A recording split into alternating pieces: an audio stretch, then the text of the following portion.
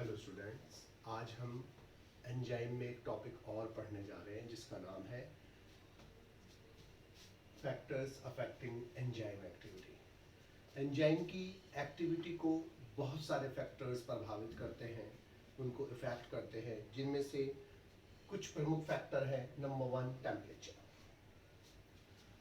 Temperature जिस पर कोई एंजाइम अपना बेस्ट रिएक्शन शो करता है, अपनी बेस्ट एक्टिविटी शो करता है, उस टेम्परेचर को हम बोलते हैं optimum temperature. That is optimum temperature is the temperature at which an enzyme catalyzed reaction show maximum velocity, or optimum temperature is the temperature at which an enzyme functions best। यानी कि वो temperature जिस पर कोई enzyme अपना best show करता है, अपनी बेस्ट एक्टिविटी शो करता है, ऑप्टिमम टेम्परेचर कहलाता है।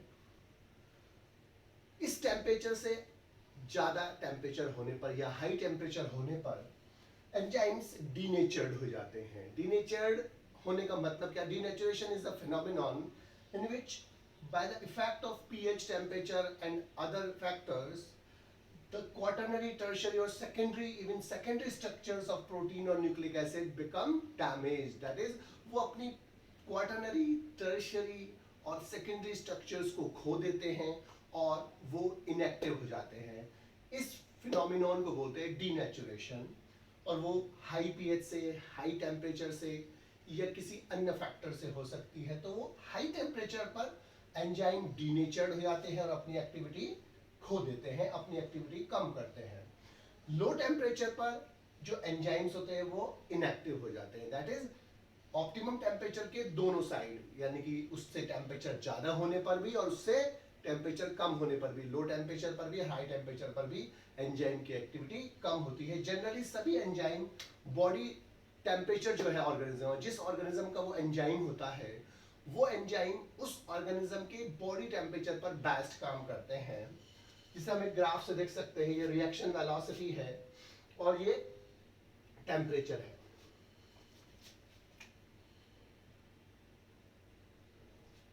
तो मैक्सिमम ऑर्गेनिज्म का जो, जैसे हम अगर हम अपनी बात करते हैं तो हमारे लिए बेस्ट बॉडी टेम्परेचर है वो 35 डिग्री सेल्सियस के आसपास होगा, 37 के आसपास होगा।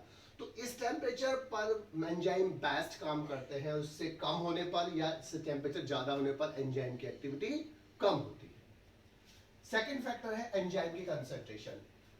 जैसे जैसे एंजाइम की कंसंट्रेशन बढ़ती है वैसे वैसे एंजाइम कैटालाइज्ड रिएक्शन भी बढ़ती है, यानी कि एंजाइम की एक्टिविटी बढ़ती है। That is enzyme activity increase with the increase in enzyme concentration. लेकिन इसका जो इंक्रीजमेंट है, रिएक्शन का जो इंक्रीज होना होता है, वो एक स्पेशल पॉइंट तक होता है, एक स्पेसिफिक पॉइंट तक होता है, जिसे हम क्या बोलते हैं? Saturation point. यानी कि सैचुरेशन पॉइंट का मतलब क्या है? वो पॉइंट जिससे आगे मैक्सिमम वेलोसिटी प्राप्त करने के बाद एंजाइम कैटालाइज्ड रिएक्शन आगे उसका रेट नहीं बढ़ता है।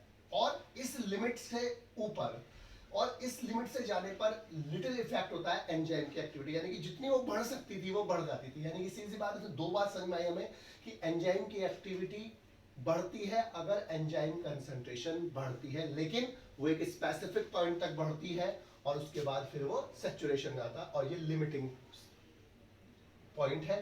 इस सैचुरेशन पॉइंट के बाद अब एंजाइम की एक्टिविटी नहीं बढ़ेगी। तो ये एंजाइम कंसंट्रेशन, रिएक्शन की वेलोसिटी बढ़ती है, लेकिन एक स्पेसिफिक पॉइंट पर जाकर फिर ये सैचुरेट हो जाएगी, चाहे कितनी भी अब एंजाइम की कंसंट्रेशन बढ़ा दी जाए, अब रिएक्शन नहीं बढ़ेगी। Third one is pH. हर एंजाइम एक स्पेसिफिक पीएच पर काम करता है। Enzymes are very sensitive to the pH. PH में बढ़ना या पीएच घटना, दोनों से ही एंजाइम की एक्टिविटी घटती है। Most of the intercellular enzyme neutral pH पर काम करते हैं, बेस्ट वो 7 पीएच के आसपास काम करते हैं। लेकिन लाइसोसोम्स के एंजाइम बेस्ट 5 पीएच पर काम करते हैं।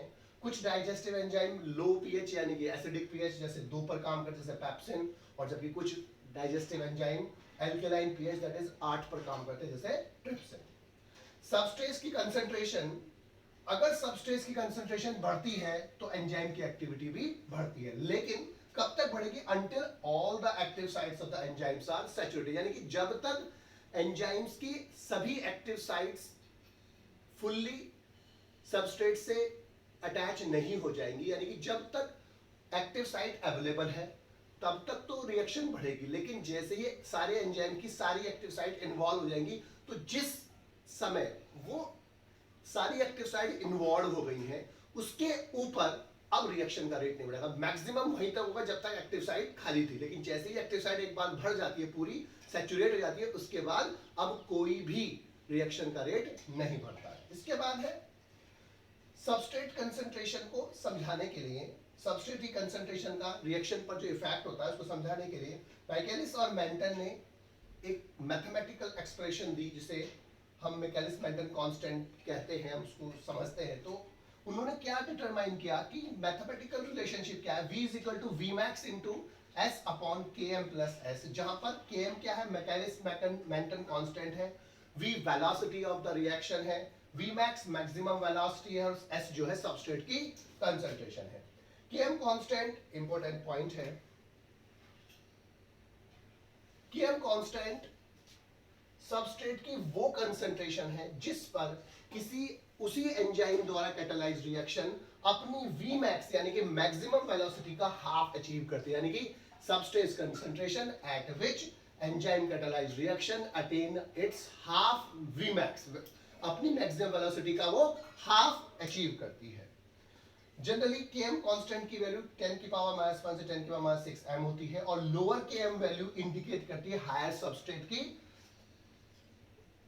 एफिनिटी, यानी कि जितना कम लोअर होगा Km कांस्टेंट उतना ही उसकी सबस्ट्रेट से जो एफिनिटी होगी वो ज्यादा होगी, रिएक्शन ज्यादा होगी एंड वाइस वर्सा, और अगर जितना Km वैल्यू ज्यादा होगी उतनी ही रिएक्शन कम होगी।